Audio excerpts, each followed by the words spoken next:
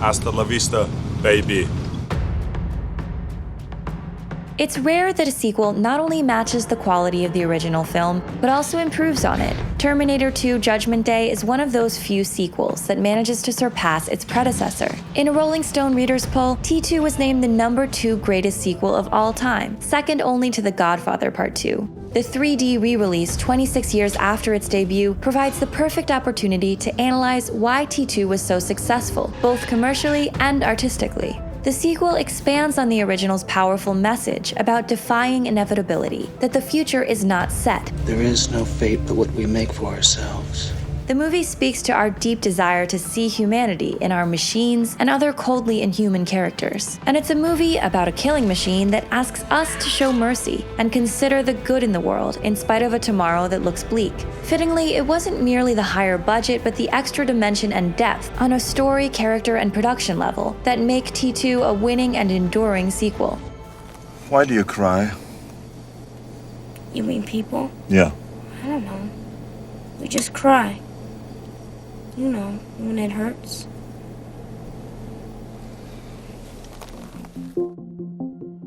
James Cameron once said, writing a sequel, you've got to continue the story, continue the characters, but you've got to swerve in a crazy direction, and it has to make complete sense when you're watching it. This is exactly what Cameron himself does in T2, which gives us a stunning transformation of all the major characters. Sarah Connor in the first film was an ordinary waitress who doubted the legitimacy of visitors from the future. In the second, she becomes a full-on, tough-as-nails warrior, tragically placed into a mental hospital for believing what she now knows to be the truth about the threat that machines pose to humanity. Model citizen.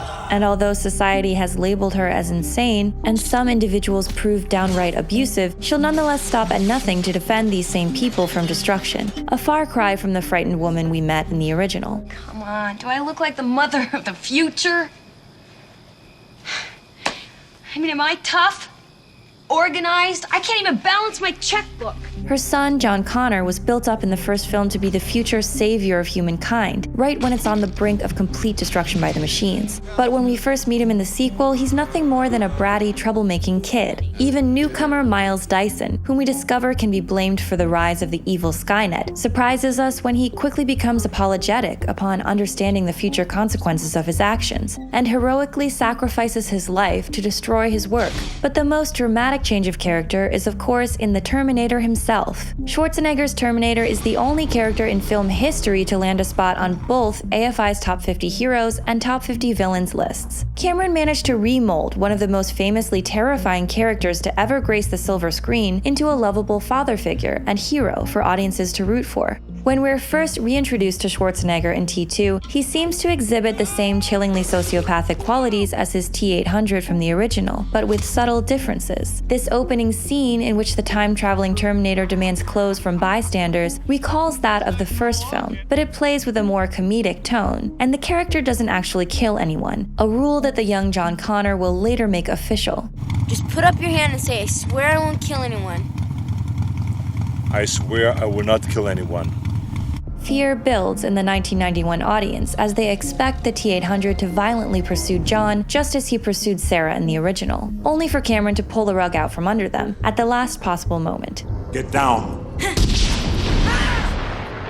To cement Arnold's new role, Cameron juxtaposes him with an even more powerful and terrifying villain, Robert Patrick's the T-1000, retrofitting Arnold's Terminator into a sort of unlikely underdog. Just as the Terminator has the ability to mimic voices, he takes on another, more human persona entirely, very much informed by the guidance of Connor. Yet even though this time he's been reprogrammed to protect humankind, he still has an awareness of what the old him would do. The T-1000 would definitely try to reacquire you there.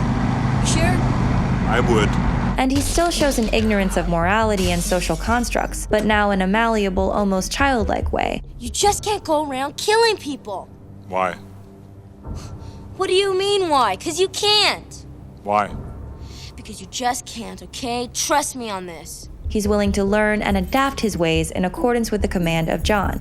The original Terminator was more than just a cold-blooded killer. As Kyle Reese explains, it's programmed to be completely relentless. It can't be bargained with. It can't be reasoned with. It doesn't feel pity or remorse or fear, and it absolutely will not stop. ever.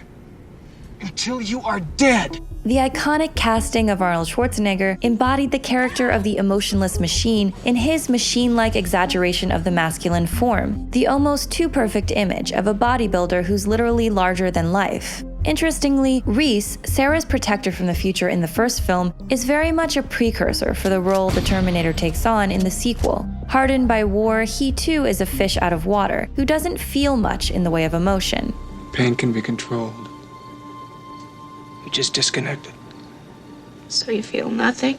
T2's remolding of the Terminator builds on the groundwork laid by Reese in the original to make us invest in a similarly unfeeling, albeit trustworthy, protector. The Terminator even repeats Reese's famous line, "Come with me if you want to live." Come with me if you want to live. Convincing the viewer of their comforting similarity. Even once the Terminator is seemingly revealed to be good, the audience remains skeptical, actively remembering his intimidating presence in the original. The fear of the audience is channeled in the trauma on Sarah's face when she first re-encounters the machine that murdered the love of her life, and nearly her as well. The new Terminator has to earn the trust, respect, and sympathy of Sarah and us. And ironically enough, it's Sarah standing in for us who later shows mercy to the Terminator and Miles Dyson. Ultimately, she realizes the utter relentlessness of the Terminator has been reversed, as the reprogrammed model is now endlessly dependable, to the point that he becomes an unconventional father figure to John. The Terminator would never stop.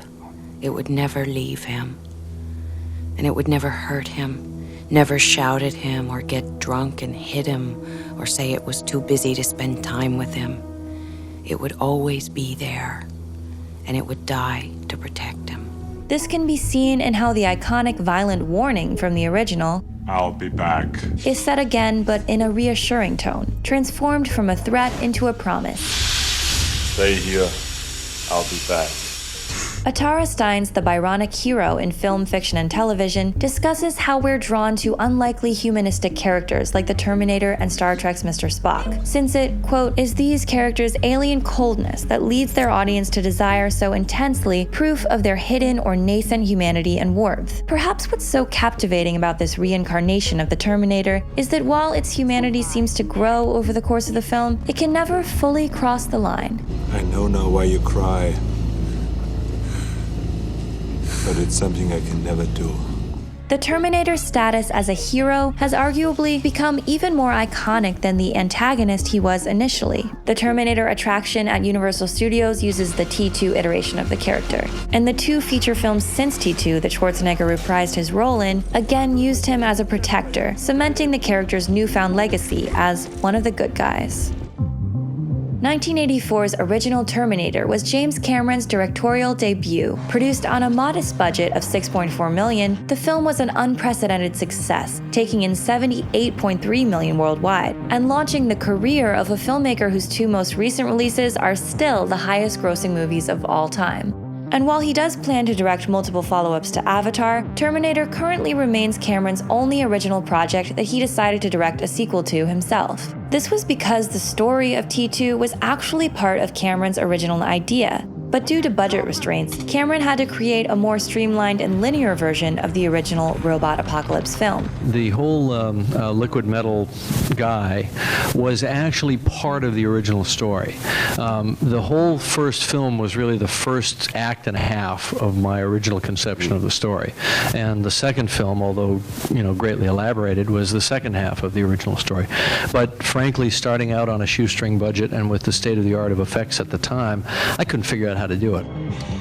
As Terminator's popularity continued to grow over the years, it was star Arnold Schwarzenegger who encouraged Cameron to return to the director's chair. Well, you and I, we got together periodically and started working on a plan and mapping out times to keep a certain time period blocked out so we can go and eventually down the line. Actually, you'd call me up about once every 6 months and say, so how's it going on? No, you'd talk about other things for about 5 minutes and then, so how's Terminator 2 going? That's right, yeah. Once Cameron contacted Linda Hamilton to make sure she'd reprise her role as Sarah Connor, he finally gave in to the studio's demands for a sequel. With a $102 million budget, it was the most expensive movie ever made at the time. But it's since become clear that Cameron's direction put that money to good use. Bigger doesn't necessarily mean better, as was proven by the 3 more expensive yet negatively received Terminator sequels that followed without Cameron's involvement. T2 didn't just raise the budget dramatically, it also raised the stakes of the storyline. Whereas the first film focused squarely on protecting Sarah Connor, T2's heroes aim to protect the entire world from the future wrath of the artificial intelligence system Skynet, which will become self-aware and engage in a nuclear attack to exterminate our species. This plot expressed timely social fears of surveillance, drone warfare, and of course, artificial intelligence, anxieties that have grown all the more pervasive and relevant in the years since the film's release.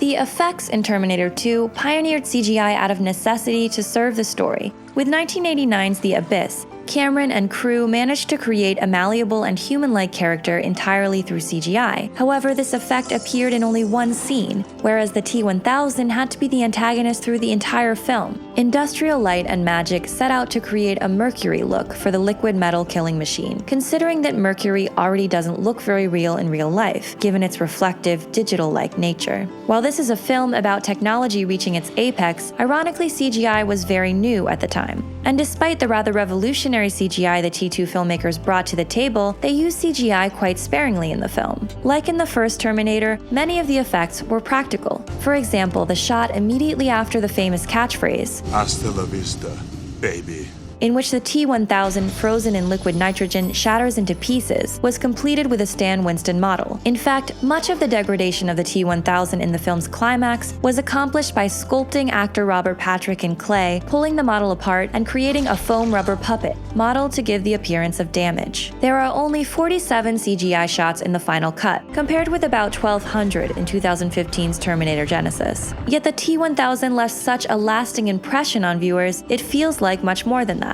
This is a testament to the careful and truly meticulous planning of the effects that earned the filmmakers Oscar wins for both Best Makeup and Best Visual Effects. Every single frame of that computer animation was so costly that we really had to be stingy about how we used it, so which meant that we had to be clever in the way that we leveraged it so that we'd get the most impact.